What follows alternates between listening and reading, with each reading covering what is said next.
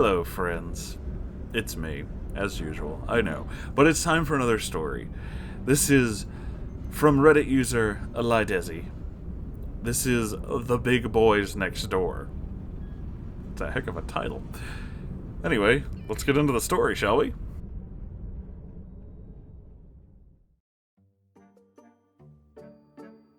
Good evening, Clarice. I don't think she's here. Moonhorse, do the hey baby thing.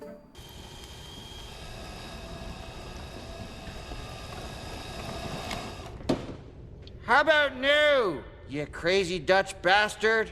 When are you guys gonna learn not to tell me to do things? Because you know I'm just gonna do something weird. Sango and the rest of the Moonrock gang. I'd like to spin a tale of this group of subhuman troglodytes that I lived next to about a year ago. Grab your special Pepsi waifu pillows and have Mom throw some tendies in the air fryer. We're going for a ride. Oh boy. About a year ago, I was apartment neighbors with a hive of neckbeards. These apartments were some of the more ritzy apartments in the large capital city of the state that I live in. Rules of the apartment complex were, if you had a studio apartment, you were only allowed to have one tenant. I know for a fact that Grand Maestro Neckbeard was not the only one on the lease at this place. But I know for a fact there were at least 3 other walking virgin dumpsters living in there. You have a way with words. I finally started to realize that I was living next door to a wild pack of stink samurais when I was leaving my apartment at the same time they were one evening. I, dressed as what many refer to as a Chad, had my girlfriend with me. I might add that my girlfriend at the time was ridiculously attractive, but had the personality of a wet dishcloth. The 4 land masses were leaving their apartment dressed in all steampunk attire. One of them had a monocle and a top hat and was dressed as what I can only describe as Viking who got into a fight with a rabid South Louisiana boar. Oh! It appeared the other 2, due to their size, couldn't be adorned by the village smithy. In this apartment complex, which I still have no idea how they could afford, as I get paid well and still struggle, there's a large conference room. The 4 plus 5 more beards had materialized into the conference room and were playing some sort of tabletop RPG. They were all extremely loud, chanting, "The villagers have brought food, we are fed!" over and over again as they bounced up and down like they were doing squats in the gym. I might add that they were probably going down about 1/16 of the way, as their atrophied thighs could not support the masses of tissue and gut filled with Doritos and Faygo. Our apartments were separated by some fairly thick walls, yet night after night I could hear them engaged in activities. I firmly believe the gentleman living there might have been gay. I have no issues with the LGBTQ at all, and I condone anyone. They can love whoever they want. However, I do have an issue with the noises that they made that kept me up all night.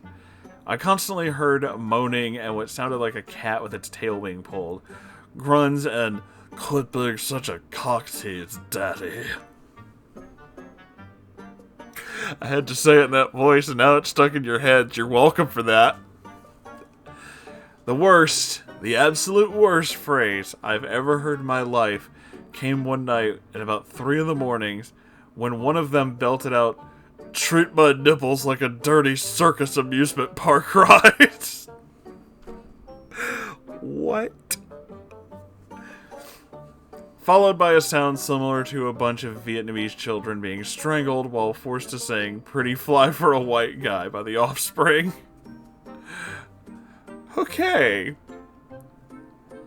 All of my suspicions were confirmed one day when I was forced to enter the, nest. The Bumpus Hounds next door knew that I was a firefighter/paramedic because they had seen me in uniform.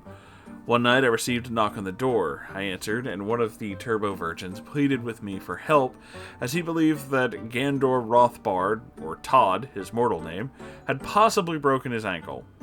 Upon entering, I was hit with an absolute dripping smell. It smelled like someone farted mustard into the dead corpse of a skunk, which was subsequently eaten by a yeti who shit it into a porta potty at a fish processing plant. Did I mention you have a way with words? It literally gave me the hot mouth feeling right before you know you're about to puke. Luckily, Gandor only had a sprained ankle. I was able to retreat to my apartment and cry in the shower for a good couple of hours to try to come to terms with what I had just seen and smelled. Lastly, one night on the roof of the complex, which had a pool and a hot tub, there was what I now refer to as the Fat Guy Convention. About 15 of them were all piled into this hot tub, listening to cringy barbarian pirate music. I can only imagine the filters had to have been clogged with their skin oils, taint crumbs, and the moldy titty residue. What the fuck? I have a few more stories of the big boys, including the time they were all doing Japanese sun poses on the roof, which looked like a pack of sumo wrestlers having an orgy. Let me know if you'd like to hear them. Thanks so much, and much love, you magnificent long-haired bastard. L from Utah.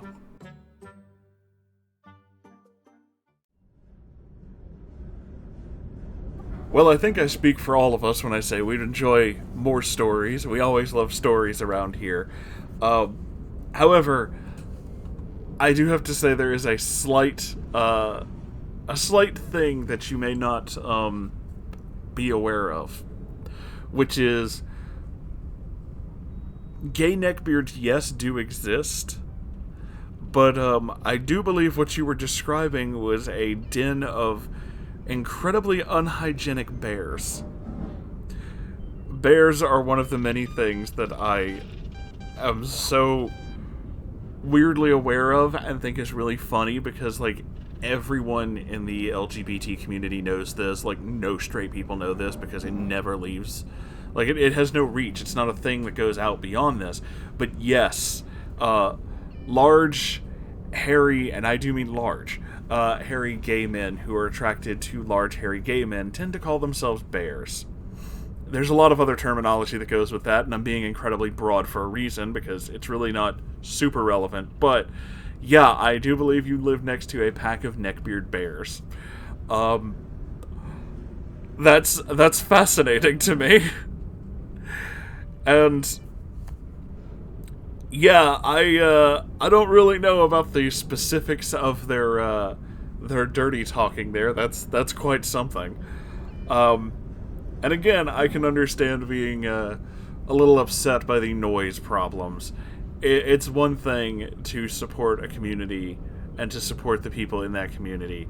It's another thing when they're literally having sex on your porch. It's like, okay, look, it's cool that you are very happy with yourself, but personal space is a thing too. Can you not in my personal space? I mean, you know, hey man, this is my personal, let's count it out. 1, stay out of my personal space. 2, get out of that personal space. 3, personal space. 4, stay out of that personal space. So, yeah, no, I can feel you on that one. That's a little, wow. But yes, I need to know more of these interesting individuals. And I'm sure the rest of the wonderful Moon Cult agrees. So, yeah, do feel free to share more with us. So, that about wraps up this interesting tale. I'm excited to see if more comes out of this. I know you guys are. We do love us some weird stories on this channel, don't we? With all that being said, however, it is the end of the video, so thank you all for being here and for being a part of this. If you would, please make sure you like, comment, subscribe. Apparently, YouTube's doing new algorithm things, and my videos are now showing up to a bunch of people who obviously haven't seen some of them, because I keep getting comments from people who are new to all this, and they're just like, why is everything so weird? It's like, well, you're about to learn. So, yeah, do that. Boost the thing. Let's just make it weirder on YouTube. Why not? And if you'd like to support this channel, and I certainly hope you would, I have a Ko-Fi, and I have a merch store. I sell many strange things in my merch store. Please enjoy it. I also have a subreddit where this and many other stories come from, r/Moonhorse Stories. If you have your own story, or you just want to share anything there, feel free.